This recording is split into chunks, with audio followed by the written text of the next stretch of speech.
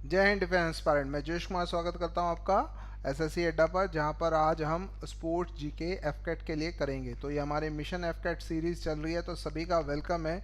तो जल्दी से सभी लोग जुड़ जाइएगा। मृणाल भाषा, जय हिंद जय भारत, सभी का वेलकम है। जल्दी से हम सेशन की शुरुआत कर रहे हैं, तो सभी लोग जरा आ जाइए, तो फिर क्वेश्चंस को हम शुरू करते हैं। तो आज का जो सेशन है, ध्यान रखिएगा, एफकेट में हमेशा एफकेट के एग्ज़ाम में एक या दो क्वेश्चन हमेशा किससे होते हैं, आपके रिलेटेड, आपके स्पोर्ट्स रिलेटेड जीके या करंट अफेयर्स पे बेस होते हैं। तो सभी का वेलकम है। जल्दी से बता दीजिए कौन कौन है। तो पहला क्वेश्चन आपकी स्क्रीन पे ये रहा। Which state will host fourth edition of Khelo India youth games 2021? तो निम्नलिखित में से कौन सा जो राज्य है वो चौथे संस्करण खेलो इंडिया यूथ गेम्स की क्या करेगा, मेज़बानी करेगा? ये देखिए, जो खेलो इंडिया यूथ गेम्स है, दिव्या धुरिया, गुड आफ्टरनून, सभी का वेलकम है। तो जल्दी से भाई सभी लोग सेशन को शेयर और लाइक जरूर करेगा। रितेश अग्रवाल, जय हिंद। सुप्रभ द्विवेदी, प्रणाम सर, एकदम बढ़िया, बिल्कुल। ऑप्शन नंबर ए दिया है मस्तान नायडू ने, बिल्कुल जी हाँ। तो देखो, खेलो इंडिया यूथ गेम्स को हम खेलो इंडिया स्कूल गेम्स भी बोलते हैं। खेलो इंडिया यूथ गेम्स को हम खेलो इंडिया यूथ गेम्स ही बोलते हैं। ये आपका 2016 से शुरू हुआ था। 2016 में ये दिल्ली में हुआ था सबसे पहले, ध्यान रखेगा, क्योंकि इस साल एफकेट में पूछा गया था कि फर्स्ट एशियन गेम्स कब हुए थे। 2016 में दिल्ली में हुआ था, फिर 2017 में ये पुणे में हुआ था, और जो 2000 जो अभी लास्ट में हुआ था वो आपका कहाँ पे हुआ था, गुवाहाटी में हुआ था। कहाँ पे हुआ था, गुवाहाटी में। सॉरी, 2017 में ये हुआ था। 2019 में ये आपका कहाँ पे हुआ था, गुवाहाटी में हुआ था, गुवाहाटी में। ठीक है। और अब इसका चौथा संस्करण जो होगा 2020 में, 21 में, वो आपका कहाँ पे होगा, एक सेकंड जरा, मैं गलत ही लिख रहा हूँ। इसका चौथा संस्करण है ना, तो सबसे पहले कब हुआ, 2017 में हुआ था, फिर 2018 में हुआ, फिर 2019 में हुआ, 2018 में हुआ शायद, पहले रुकिए। 2017 में नहीं हुआ, 2018 में हुआ सबसे पहले। और अब इसका जो 2021 में, ये आपका सबसे पहले दिल्ली में हुआ था। इसे खेलो इंडिया स्कूल गेम्स भी बोलते हैं। उसके बाद पुणे महाराष्ट्र में हुआ था। उसके बाद आपका लास्ट ईयर ये किस में हुआ, गुवाहाटी में हुआ है, 2020 में। और फिर आपका ये कहाँ पे होगा, भुवनेश्वर, ये अब कहाँ पे होगा, पंचकुला हरियाणा में होगा। ओके जी हाँ। दूसरा ध्यान ध्यान रखिएगा, एक चीज, ये भुवनेश्वर में जो आपका हुआ था, इसमें आपका हुआ था खेलो इंडिया, खेलो खेलो इंडिया खेलो इंडिया यूनिवर्सिटी गेम्स हुआ था। किसमें हुआ था, यूनिवर्सिटी गेम्स, खेलो इंडिया यूनिवर्सिटी गेम्स हुआ था। और ये कहाँ पे इसको ऑर्गेनाइज किया गया था, ये क्या रहा गया था, Kalinga IIT, K IIT, Kalinga Institute of Technology में इसको कराया गया था। तो सभी का वेलकम है। चलिए बढ़ते हैं अगले क्वेश्चन की। और भाई सेशन को लाइक और शेयर जरूर करेगा। ये क्वेश्चन आपका इससे रिलेटेड है। इस प्रकार का क्वेश्चन आपका एफकेट में आता है। एफकेट में क्या पूछा गया था कि पहली बार एशियन गेम्स कब हुए थे, पहली बार एशियन गेम्स कब हुए थे। ओके, पहली बार एशियन गेम्स कब हुए थे, ध्यान रखिएगा। यहाँ पूछा कॉमनवेल्थ है, तो सबसे पहले कॉमनवेल्थ गेम्स कब हुए थे, 1930 में। कहाँ पे हुए थे, कनाडा में हुए थे। कहाँ पे हुए थे, कनाडा में। ओके। और अभी जो पिछला जो कॉमनवेल्थ गेम्स है वो 2018 में गोल्ड कोस्ट ऑस्ट्रेलिया में हुआ है, ऑस्ट्रेलिया में हुआ है। और 2022 में कॉमनवेल्थ गेम्स कहाँ पे होंगे, साउथ अफ्रीका में होंगे। कहाँ पे होंगे, साउथ अफ्रीका में होंगे कॉमनवेल्थ गेम्स। 2010 में कॉमनवेल्थ गेम्स 2010 में इंडिया में हुए थे। 2010 में कॉमनवेल्थ गेम्स कहाँ पे हुए थे, इंडिया में हुए थे, ध्यान रखिएगा। ओके। और ध्यान रखिएगा, 1951 में फर्स्ट एशियन गेम्स जो हुए थे वो कहाँ पे हुए थे, इंडिया में हुए थे। उसके बाद इंडिया में दूसरा एशियन गेम्स हुआ था 1982 में, तब पहली बार कलर टीवी आया था। 1982 में भी इंडिया में हुए हैं एशियन गेम्स। इंडिया में 2 बार हुए। सबसे पहले एशियन गेम्स इंडिया में हुआ था 1951 में, फिर 1982 में दूसरा एशियन गेम्स हुआ है। ध्यान रखिएगा। इसके साथ साथ 2018 में एशियन गेम्स हुए हैं जकार्ता यानी इंडोनेशिया में हुआ है। और अब 2022 में ये कहाँ पे होंगे? चाइना के ग्वांगझोउ में होंगे। किस में होंगे? चाइना के ग्वांगझोउ में होंगे। ओके, चलिए, बहुत अच्छे, सभी लोगों ने इसका आंसर बताया, बहुत अच्छे। भाई सेशन को लाइक और शेयर करते हुए जरूर चलेगा। आगे बढ़ते हैं। In which of the sport participant is called as pugilist? निम्नलिखित में से किस खेल में प्रतिभागी को पगलिस्ट कहा जाता है? Sprinter, boxing, wrestling, javelin throw. जल्दी से बताइएगा।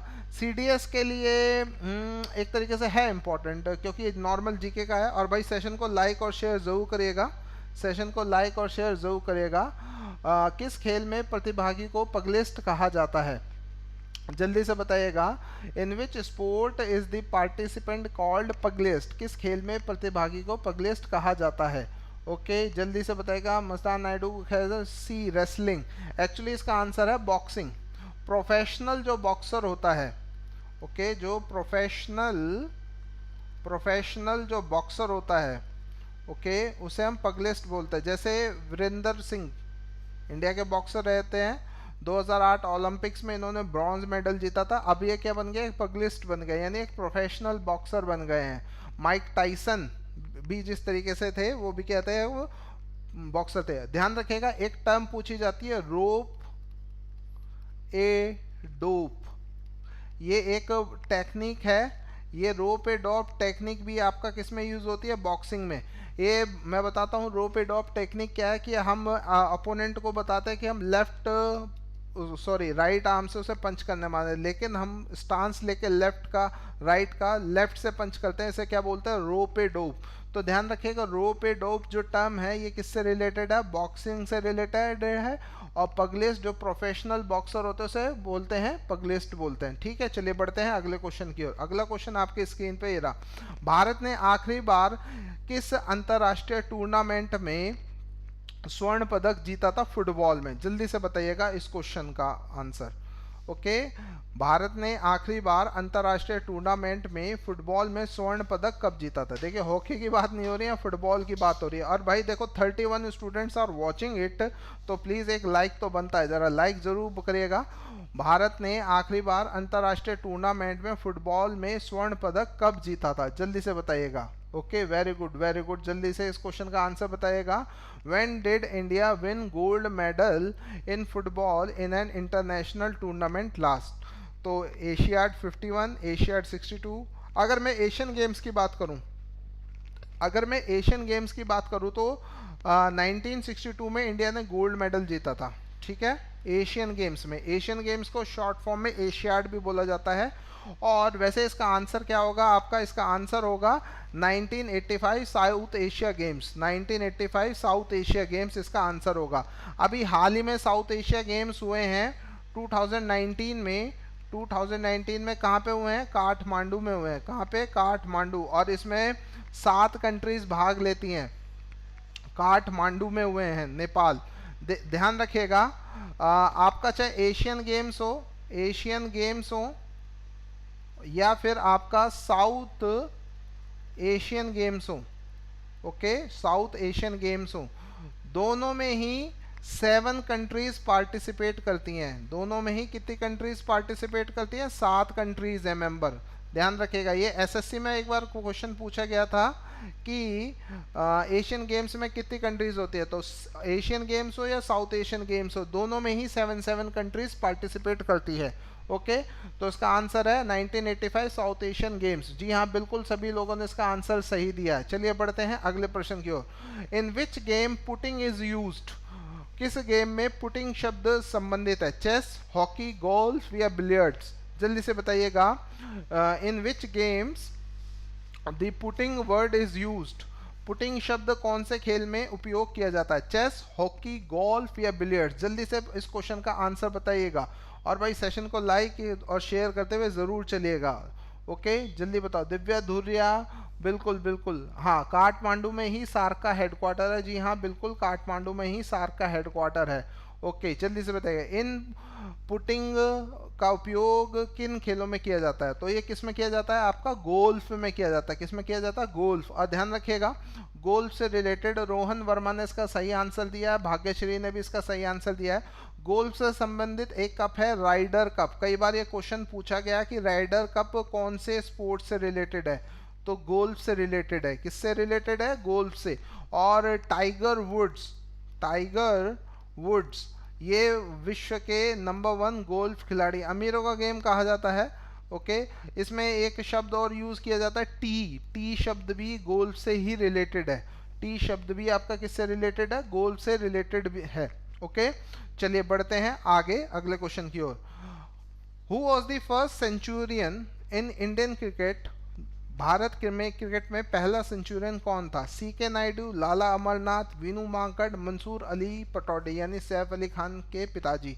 तो जल्दी से बताइएगा, भारत क्रिकेट में पहला टेस्ट सेंचुरियन कौन था?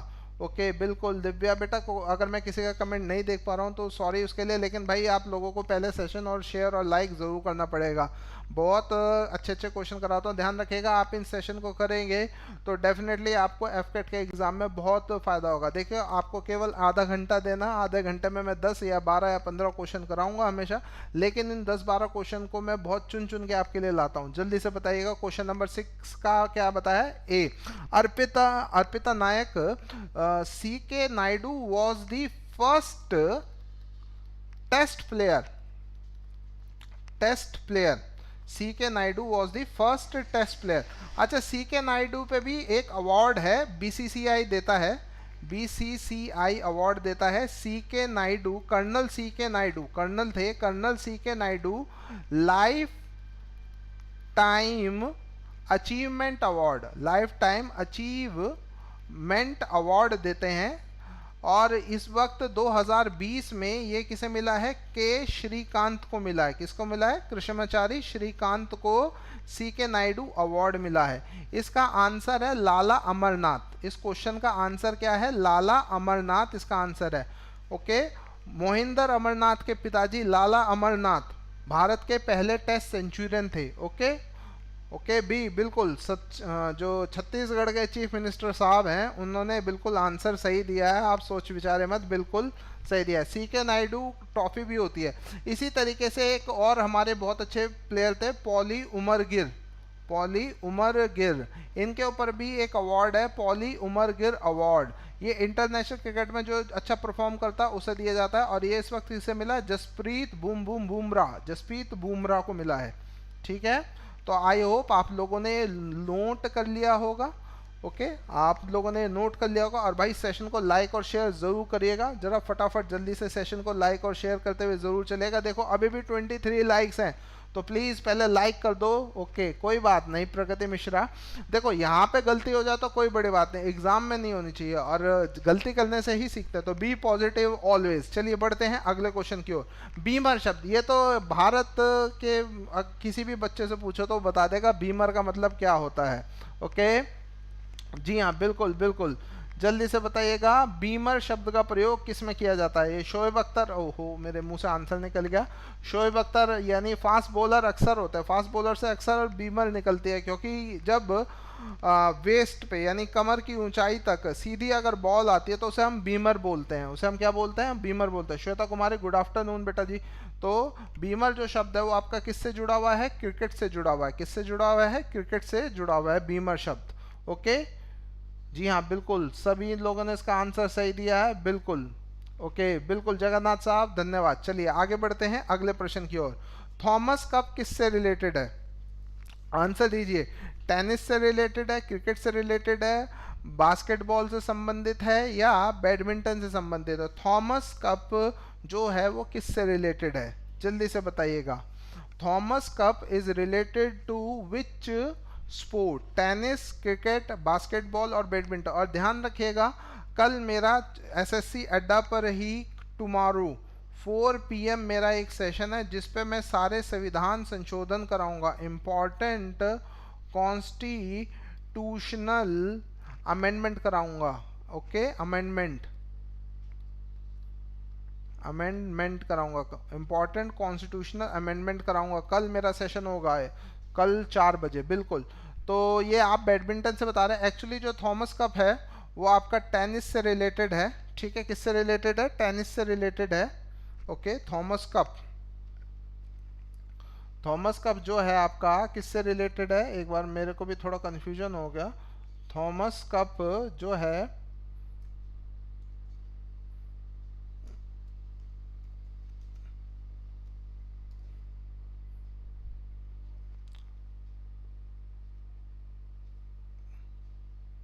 ओके हाँ बिल्कुल बिल्कुल, सॉरी मैं गलत हूँ, मेरे दिमाग में पता नहीं क्या चल रहा था, बैडमिंटन से रिलेटेड है थॉमस कप, किससे रिलेटेड है, बैडमिंटन। दिमाग में थोड़ा मेरे गलत फहमी हो गई थी, इस वजह से मैंने चेक कर लिया, बैडमिंटन से रिलेटेड, नहीं नहीं नहीं, टेनिस से नहीं है, बैडमिंटन से रिलेटेड है थॉमस कप। अभी मैंने चेक करा थोड़ी देर पहले, तो बैडमिंटन वर्ल्ड फेडरेशन इसको आयोजित कराता है और ये आपका बैडमिंटन से रिलेटेड है। अगला जो हमारा है, number of players in each side in water polo, water polo में कितने प्लेयर्स होते हैं। देखिए एक नॉर्मल पोलो होता है, हाँ बिल्कुल बैडमिंटन है सर, बिल्कुल वो मैं थोड़ा दिमाग से मेरे उतर गया था। जो आपका पोलो है, पोलो में आपके 4 प्लेयर्स होते हैं, 4 प्लेयर्स होते हैं, ठीक है, पोलो में आपके और कितने होते हैं, टोटल 4 प्लेयर्स होते हैं। लेकिन अगर वाटर पोलो की बात करें तो कितने प्लेयर्स होते हैं, तो जल्दी से बताइएगा इस क्वेश्चन का आंसर क्या होगा, फटाफट जल्दी से बताइएगा कि वाटर पोलो में कितने प्लेयर होते हैं। ओके, स्वरूप रॉय, कभी कभी एज ए टीचर हमें भी कंफ्यूजन हो जाता है, लेकिन मैं अपनी गलती मान लेता हूँ क्योंकि गलती मानने से कोई छोटा बड़ा नहीं हो जाता। ओके जल्दी से बताइएगा, हाँ बैडमिंटन से है, बिल्कुल बिल्कुल। क्वेश्चन नंबर 9 का क्या आंसर है, 9 बता रहे हो क्वेश्चन नंबर 9 का।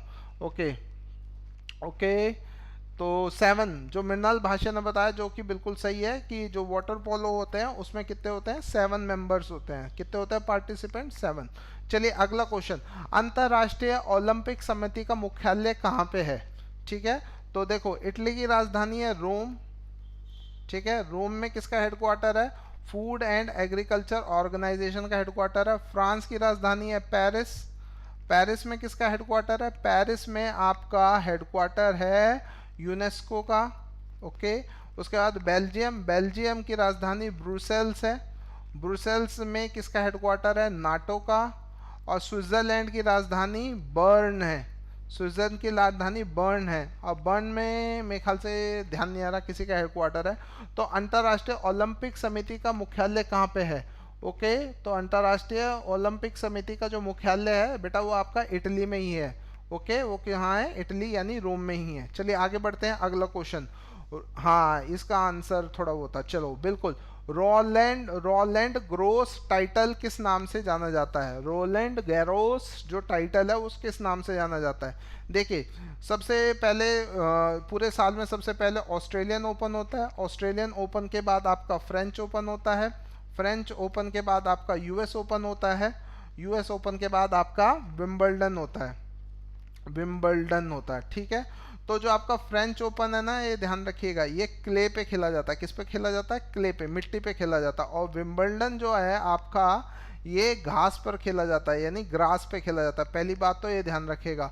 और यूएस ओपन और ऑस्ट्रेलियन ओपन ये दोनों आपके किस पे खेले जाते हैं, ये आपके सिंथेटिक कोर्ट पे खेले जाते हैं। तो जी हाँ, रोलैंड ग्रोस को हम फ्रेंच ओपन के नाम से भी जानते हैं। तो आई होप आप लोगों ने इसे नोट कर लिया होगा, इसे नोट करते हुए चलिएगा, आगे बढ़ते हैं अगले क्वेश्चन की ओर।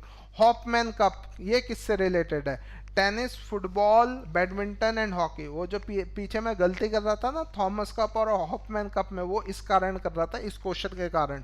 हॉपमैन कप किस खेल से संबंधित है, टेनिस, फुटबॉल, बैडमिंटन। तो ये ऑस्ट्रेलिया में इंडोर टेनिस टूर्नामेंट होता है, क्या होता है, इंडोर टेनिस टूर्नामेंट होता है, ठीक है, इंडोर टेनिस टूर्नामेंट होता है। और उससे संबंधित ये क्या होता है, हमारा एक कप है, हॉपमैन कप इसे बोलते हैं, क्या बोलते हैं, हॉपमैन कप इसे हम बोलते हैं। ओके, आई होप आप सभी लोगों ने इसे लिख लिया होगा। तो आज के लिए क्वेश्चंस बस इतने ही थे, अब मिलते हैं कल आपसे शाम ठीक इसी समय 2 बजे, कल इससे आगे हम चर्चा करेंगे। तभी तक भाई सभी लोग सेशन को शेयर और लाइक जरूर करेगा, वीडियो खत्म होने के बाद इसमें कमेंट भी जरूर करेगा। तब तक के लिए सभी को जय हिंद, जय भारत, बाय बाय।